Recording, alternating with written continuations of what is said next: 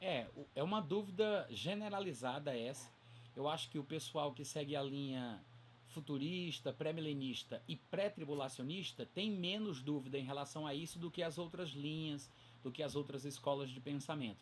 Porque normalmente o pessoal que é futurista, pré-milenista e pré-tribulacionista sabe distinguir cada uma dessas designações, né?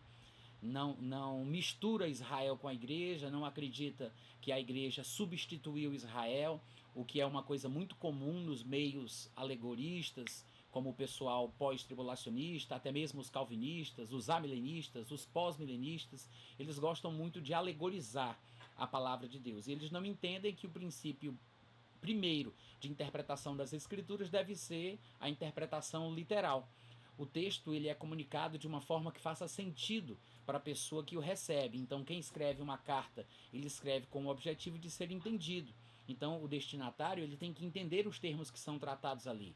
Então, ele fala de forma literal, mas até mesmo na linguagem literal existem recursos de oratória, que nós chamamos aqui em português de figuras de linguagem, né, que abrilhantam, que dão certo sabor, certo tom a determinadas colocações. Então as figuras de linguagem, elas são diversas. Tem a sinédoque, tem a onomatopeia, tem a ironia e tem várias outras figuras de linguagem que inclusive aparecem também na comunicação escrita, não somente na comunicação oral, como também na comunicação escrita. Além disso, tem a questão dos símbolos, dos tipos, né, as representações realmente simbólicas. E tudo isso vai apontar para uma verdade literal e real. Então a gente tem que saber como lidar com cada uma dessas coisas. A Bíblia usa alegorias? Usa alegorias. Há passagens em que a alegoria é clara, existem passagens em que a alegoria não é clara. Se a alegoria não está claramente identificada, então é melhor partir do princípio que o texto é literal. Um exemplo, lá em Marcos capítulo 11, a partir do versículo 13 por ali, a Bíblia diz que Jesus Cristo partiu de Betânia até Jerusalém, era uma caminhada de 2.775 metros, quase 3 quilômetros, e a Bíblia diz que Jesus teve fome. Vendo de longe uma figueira com folhas, foi ver se nela, porventura, acharia alguma coisa para comer. Aproximando-se, não vendo senão folhas, disse à figueira: nunca jamais coma alguém fruto de ti. E os seus discípulos ouviram isso. No outro dia pela manhã, quando passavam pelo mesmo caminho, fazendo o mesmo trajeto, a Bíblia diz que os discípulos viram que a figueira estava seca desde a raiz. Então Pedro disse a Jesus: mestre, veja como secou depressa a figueira. E então Jesus disse aos discípulos: vocês estão admirados pelo que aconteceu com a figueira? Em verdade vos digo, tenham fé em Deus, porque se alguém disser a este monte, ergue-te e lança-te no mar, e não duvidar no seu coração, mas crê que se fará aquilo que diz, tudo o que lhe disser será feito. Aí ele diz, e também quando estiveres orando, e por aí vai. O que é interessante é que essa passagem, por exemplo, é uma passagem literal.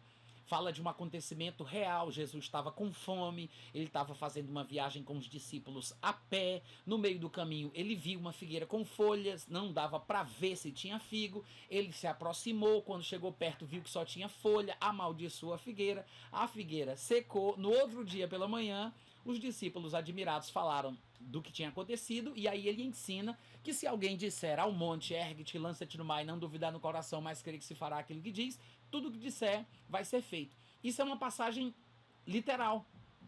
Só que, o que é que as pessoas fazem? Eles tentam alegorizar o que é literal. Aí dizem, a figueira representa Israel. Israel não estava produzindo frutos para o reino de Deus. Jesus amaldiçoou Israel e deu a responsabilidade da produção de frutos para outro povo. Aí começa a inventar coisas que na verdade o texto não diz. E é por causa desse tipo de alegorização exacerbada que as pessoas acabam se confundindo. Então é preciso ter cautela. Se o texto faz sentido de forma literal, então não tem que procurar um suposto sentido mais profundo no texto. É aquilo ali e pronto. Quando o texto é complexo, é complicado, usa figuras, você vai perceber. Como, por exemplo, lá em Apocalipse, capítulo 12, a Bíblia diz que apareceu uma mulher vestida do sol, com estrelas como coroa sobre a cabeça e pisando sobre a lua. Isso é literal? Claro que não. porque você já observa que tem uma coisa enigmática ali, usando figuras e expressões alegóricas que têm que ser interpretadas. Quando o texto não precisa de interpretação, a melhor forma de interpretar o texto é não interpretando ele de forma nenhuma. Eu sempre digo isso, tem gente que não entende, né? Quando o texto não precisa de interpretação, a melhor forma de interpretar ele é não interpretando ele de forma nenhuma. Mas quando você vê um texto como esse, que você percebe que tem que ser interpretado, o que é que você faz? Você vai procurar textos na Bíblia que usem os mesmos elementos daquela alegoria para que você possa compreender a respeito de que o texto está falando.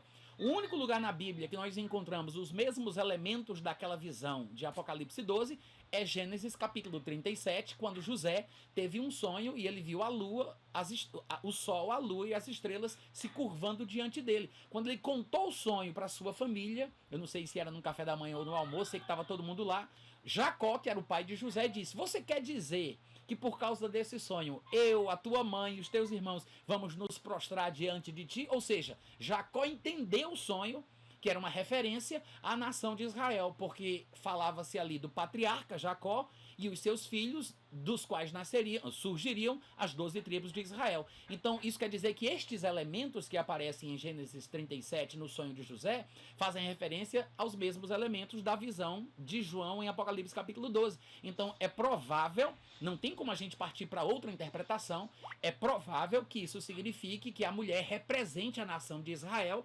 exatamente como os mesmos elementos no sonho de José representavam. Então, quando o texto não exige interpretação, tome-o pelo que ele é, sem querer procurar chifre em cabeça de cavalo, sem ficar desesperado por achar algum pelo no ovo. Deixa isso do jeito que está. Entendeu? Fez sentido? Então pronto. É como a passagem de Apocalipse capítulo 20, quando fala por 6 vezes, do versículo 2 até o versículo 7, sobre um período de 1000 anos. Essa expressão, 1000 anos, ela vai se repetir por 6 vezes. 1000 anos, 1000 anos, 1000 anos, 1000 anos, 1000 anos, 1000 anos. 6 vezes. Aí chega alguém aí metido a sabichão e vai dizer que, na verdade, a expressão se refere a um período longo de tempo, mas que não significa necessariamente 1000 anos.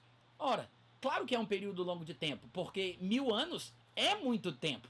Só que ele quer dizer que isso deve significar 2.329 anos, deve significar 3.422 anos, pode significar 1.229 anos. Por que não ficar com o texto exatamente do jeito que ele falou? Por que tem que ser uma quantidade grande de tempo, sendo 2.000, 3.000, 2.500, 1.500, e não exatamente os 1.000 que o texto falou? Então, esse é o problema dos calvinistas, por exemplo, que fazem essa interpretação sobre o milênio que aparece lá em Apocalipse, e de qualquer outro alegorista que procure um suposto significado mais profundo no que o texto diz. Se o texto ficou claro, fez sentido, então não inventa. Fica com o que ele é. Ah, mas eu não estou entendendo. Talvez você não tenha conhecimento de textos bíblicos suficientes que falem sobre aquele assunto com outras palavras para que você possa compreender. Porque a gente só entende certos textos da Bíblia quando a gente compreende outras passagens da Bíblia que falam do mesmo assunto. Porque você vai harmonizando as escrituras. Porque a Bíblia se interpreta a ela mesma. Então tem que ter paciência, né? É como a montagem de um quebra-cabeça de 500 peças. Se você algum dia se aventurar a tentar montar um quebra-cabeças de muitas peças, você vai ver que é um processo. Não é uma coisa que se faz da noite para o dia. Você vai ter que separar um ambiente da sua sala para você ficar fazendo aquilo por dias. Às vezes leva semanas. Você vai abrir aquele quebra-cabeça, abrir a caixa, você vai jogar as peças no chão ou em cima de uma mesa, você vai desvirar uma por uma. Depois que você desvirou, você vai procurar as peças por cores, porque o que é azul deve fazer parte do céu, o que é verde faz parte da grama, branco deve ser nas nuvens, e assim por diante. Você vai associando as cores, depois que você coloca mais ou menos ali aqueles grupos de peças com cores parecidas, você vai procurar pela forma. Aí você vai encaixando pecinha por pecinha, aí você começa a montar ilhas. Você faz um agrupamento de 20 peças, um agrupamento de 15 peças, um agrupamento de 10 peças. São vários grupos de quantidades de peças que não se comunicam entre si. A gente sabe que tem um fim, né, que tem um objetivo, porque ninguém vai vender um quebra-cabeça de 500, de 1.000 ou de 2.000 peças que não tem um objetivo a ser cumprido. Ninguém vai fazer uma pegadinha como essa, porque ninguém está disposto a ser enganado dessa forma. Então, se eu comprei o quebra-cabeças, é porque eu espero chegar no seu objetivo. Então, porque tem uma mente pensante por trás daquele quadro geral, eu acredito que tem sentido, que tem lógica. Por mais que eu não veja tudo montado ainda, eu não vou desistir. Não vou jogar as 20 peças fora que eu já consegui entender, que eu já consegui montar. Não vou jogar fora as 15 peças que eu já encaixei. Me falta ligar essas 15 com aquelas 20, essas 20 com aquelas 30, mas um dia eu consigo. Basta que eu persevere, que eu tenha paciência, que eu continue fazendo o meu trabalho de formiguinha. Vai chegar um momento em que a ficha vai cair, as coisas vão se ligar, tudo vai fazer sentido, eu vou enxergar o quadro completo, né? Como diziam os americanos, the big picture, né? O quadro geral. É isso. Escatologia, como muitas outras disciplinas bíblicas, também precisam que nós tenhamos a mesma paciência, exigem a mesma paciência, a mesma calma, a mesma perseverança. Jesus disse aos judeus que haviam crido nele, lá em João capítulo 8, versículo 30, mais ou menos. Jesus disse aos judeus que haviam crido nele: se vocês permanecerem na minha palavra, conhecereis a verdade vos libertará. Foi só Jesus dizer isso que os judeus se escandalizaram. Já rebateram dizendo: nós somos filhos de Abraão, nunca fomos escravos de ninguém, como é que você vem dizer que a gente vai ser livre? Ou seja, eles não tinham a atitude que era necessária para a compreensão do que Jesus Cristo queria comunicar. É por isso que ele disse: se vocês permanecerem na minha palavra.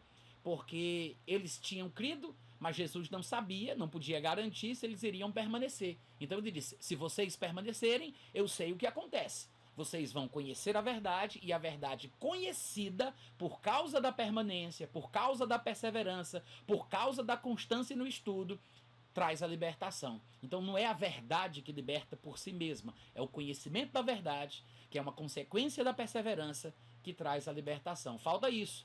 Em muitos cristãos, em muitos evangélicos, tem faltado essa tenacidade, né? Essa resiliência, para usar uma palavra que está na moda.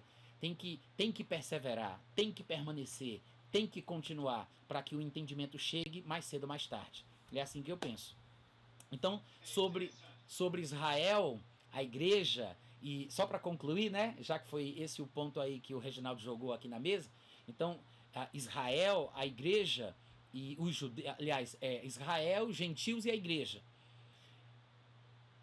Não, sim, é isso mesmo, é porque eu estou querendo me lembrar aqui da expressão que Paulo usa lá em 1 Coríntios 10, 32, e eu estou usando minha linguagem, mas eu vou ficar com a linguagem de Paulo. Ele diz: não vos torneis causa de tropeço nem para judeus, nem para gentios, nem tampouco para a igreja de Deus. Os judeus são o povo de Israel, gentios são todos os povos que não fazem parte da linhagem de Abraão, Isaac e Jacó, e a igreja é o grupo de crentes de ambos povos, ou seja, a igreja é formada por judeus crentes e formada por gentios crentes.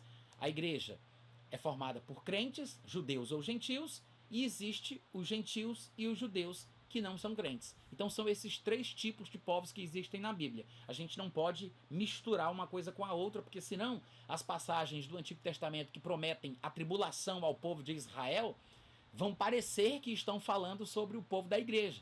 Porque quando Daniel, por exemplo, lá no livro dele, fala sobre a tribulação do povo judeu, ele se refere ao povo judeu como os santos, os escolhidos, né? E aí o pessoal pensa que isso é uma referência ao povo da igreja, porque no Novo Testamento as mesmas palavras são tomadas emprestadas da terminologia do Antigo Testamento e são aplicadas à igreja. Então a igreja é chamada na Nova Aliança também de santos, de escolhidos, de eleitos, mas isso não significa que estas palavras se refiram unicamente ao povo que faz parte da igreja.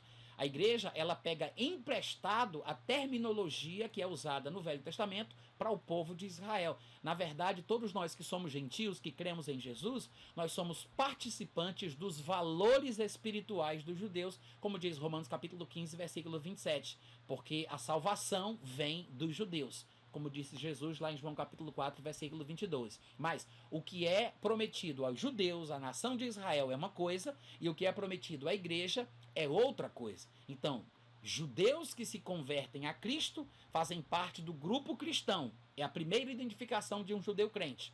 Mas se ele não se converteu ainda, ele ainda faz parte das promessas que estão associadas ao povo de Israel, ainda que sejam promessas de juízo, de condenação e de angústia, como vai acontecer no período tribulacional, tá? Se alguém quiser perguntar mais alguma coisa ou fazer algum comentário sobre isso, fica à vontade.